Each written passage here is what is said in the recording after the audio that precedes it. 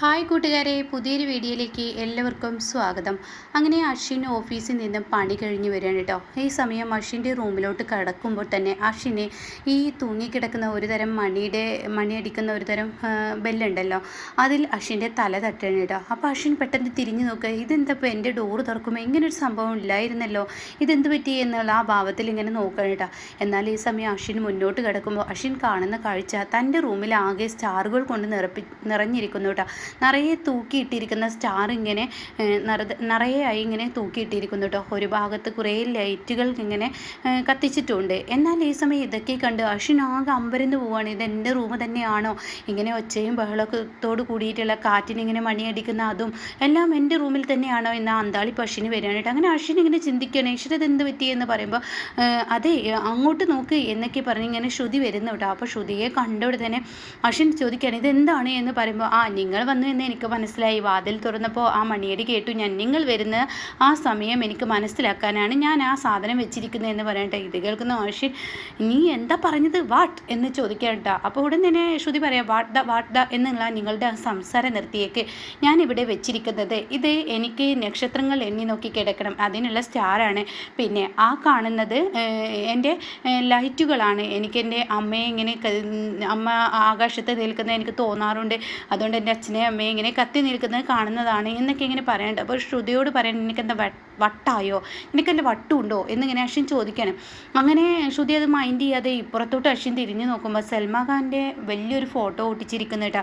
ഇതെന്ത് എന്ന് ചോദിക്കുമ്പോൾ, അയ്യോ ഇതറിയില്ല, നിങ്ങൾ ഇത്ര ഒന്നും അറിയാത്തൊരു വ്യക്തിയാണ്. ഇത് സൽമാൻ ഖാൻ്റെ ഫോട്ടോ ആണ്, ഇത് എനിക്ക് ഏറ്റവും ഇഷ്ടപ്പെട്ട താരമാണ് എന്ന് പറയാൻ കേട്ടോ. അപ്പോൾ ഇത് കേട്ടോടെ തന്നെ ഇതെന്തിനാണ് എൻ്റെ റൂമിൽ ഒട്ടിച്ചിരിക്കുന്നതെന്ന് പറയുമ്പോൾ, അത് തന്നെയല്ലേ ഞാൻ പറഞ്ഞത്, എനിക്ക് എപ്പോഴും ഇദ്ദേഹത്തെ കണ്ടിട്ട് വേണം എനിക്ക് എണീറ്റ് വരുമ്പോൾ എൻ്റെ ശകുനം ഇതായിരിക്കണം എന്ന് പറയട്ടെ. ഇത് കേൾക്കുന്ന അശ്വിൻ അങ്ങ് ദേഷ്യം പിടിച്ച്, എന്താ നീ കാണിക്കുന്നതെന്ന് പറയുമ്പോൾ, അതെ ഇതൊന്ന് വലിച്ചു പൊട്ടിക്കുക എന്നുള്ള ഉദ്ദേശം നിങ്ങളിൽ വേണ്ട. 6 മാസത്തെ എഗ്രിമെൻ്റാണ് നമുക്ക് തമ്മിലുള്ളത്.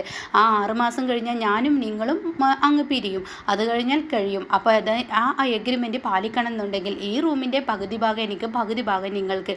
ഇന്ന് ഞാൻ ബെഡിൽ കിടന്നാൽ നാളെ നിങ്ങൾ സ്വിമ്മിംഗ് പൂളിൽ, നിങ്ങൾ സ്വിമ്മിംഗ് പൂളിൽ അവിടെ എന്നെ കിടത്തുകയാണെങ്കിൽ നാളെ ഞാൻ ബെഡിൽ കിടക്കും. അങ്ങനെയാണ് ഇനിയുള്ള കരാർ എന്ന് പറയട്ടോ. അപ്പോൾ ഇത് കേട്ടോടെ തന്നെ അശ്വിനങ്ങ് ദേഷ്യം പിടിക്കാനായിട്ട്. അപ്പോൾ അശ്വിനോട് പറയണേ, എന്നാൽ പോയിക്കോ സ്വിമ്മിംഗ് പൂളിൻ്റെ അവിടോട്ട് പോയിക്കോ എന്ന് പറയട്ടെ. നീ എന്തായി കാണിക്കുന്നത്?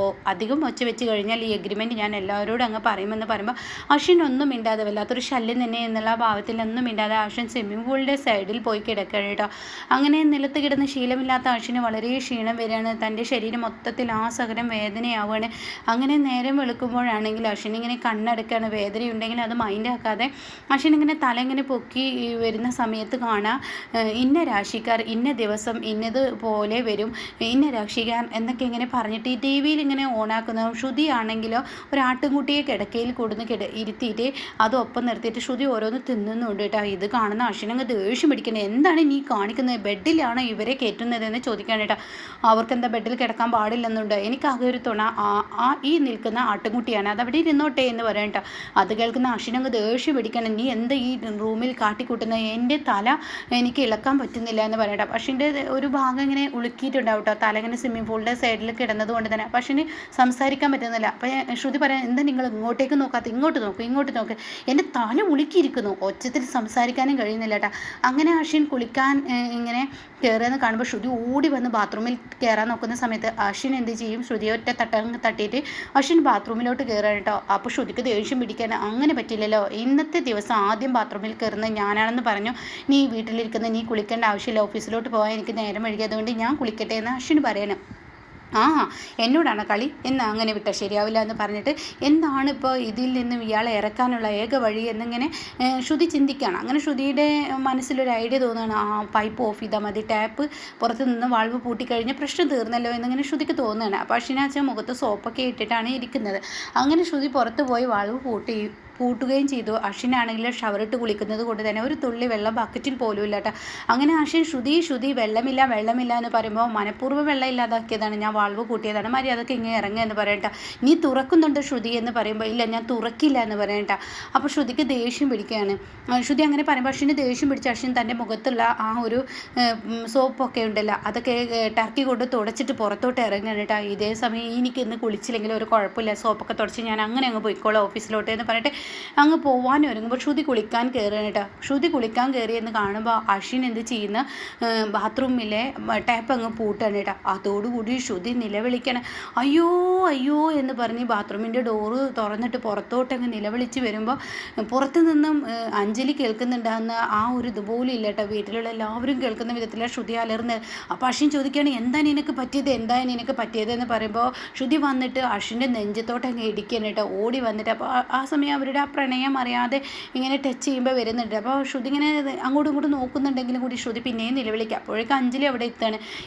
എന്താ പ്രശ്നം എന്ന് അഞ്ജലി ചോദിക്കുകയാണ്. അപ്പോൾ അങ്ങനെ ശ്രുതി ഈ നിലവിളിക്കുന്നത് ഈ ഒരു ടാപ്പ് തുറക്കാനുള്ള വഴിയാണെന്ന് അശ്വിൻ അറിയാം. അപ്പോൾ അശ്വിൻ എന്ത് പറയുന്ന അറിയാതെ അശ്വിൻ ഇങ്ങനെ തപ്പിപ്പിടിക്കുന്ന സമയത്ത് ഉടൻ തന്നെ അശ്വിനോട് ചോദിക്കുക, എന്താ പ്രശ്നം, എന്തിനാ ശ്രുതി അലറുന്നത്? അപ്പോൾ അശ്വിന് പറയാൻ വാക്കുകളില്ല.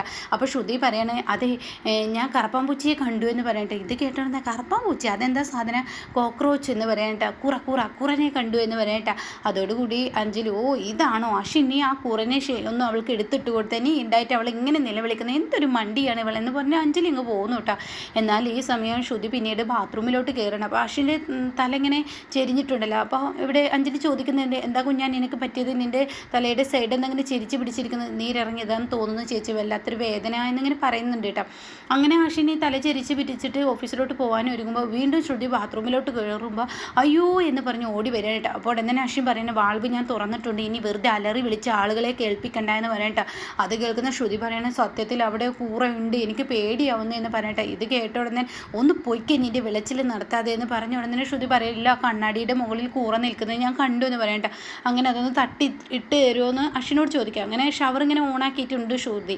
അങ്ങനെ അശ്വിനെ അത് തട്ടിയിടാൻ വേണ്ടി തല ഉളുക്കിയും കൊണ്ട് ഇങ്ങനെ പോകുന്ന സമയത്ത് അശ്വിൻ പെട്ടെന്ന് അങ്ങ് വഴുക്കി വീഴുകയാണ്. അതോടുകൂടി അശ്വിനും ശ്രുതിയും പിന്നീട് അങ്ങ് തമ്മിൽ പിടിക്കാനായിട്ട്. പിന്നെ ശ്രുതി വീഴാൻ പോകുമ്പോൾ അശ്വിൻ തൻ്റെ കൈകളിൽ ശ്രുതി ഇങ്ങനെ ചേർത്ത് പിടിക്കാനായിട്ട്. അങ്ങനെ ഈ ഷവറിൻ്റെ ആ നനച്ചിൽ ഫുള്ള് കൊണ്ടിട്ട് രണ്ടുപേരും പരസ്പരം അങ്ങോട്ടും ഇങ്ങോട്ടും ഇങ്ങനെ നോക്കി നിൽക്കാനായിട്ട്. അങ്ങനെ ഓരോ ദിവസം അവരുടെ പ്രണയം ഇങ്ങനെ അടുത്തും കൊണ്ടിരിക്കുമ്പോൾ ഇനി അവർക്ക് വേർപിരിയാനാവാത്ത ആ ഒരു സത്യം അവർ മനസ്സിലാക്കണം. ഇതേ സമയം ശ്യാമാണ് ഇവിടെ വില്ലൻ എന്നുള്ള സത്യം അശ്വിൻ മനസ്സിലാക്കുമ്പോൾ ശ്രുതിയെ കൈകളിൽ മുറുകെ പിടിച്ച് അതിൽ നിന്നും ശ്രുതിയെ രക്ഷിച്ച് കൊണ്ടുവരുന്ന ആ ഒരു കിടക്കൻ സീനൊക്കെയാണ് ഇനി നമുക്ക് മുന്നിൽ കാണാനിരിക്കുന്നത്.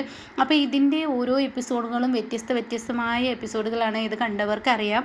അപ്പോൾ എന്തായാലും ഇതുപോലെ അപ്കമിങ് റിവ്യൂസ് കേൾക്കാൻ താല്പര്യമുള്ളവർ ചാനൽ സബ്സ്ക്രൈബ് ചെയ്ത് സപ്പോർട്ട് ചെയ്യണേ.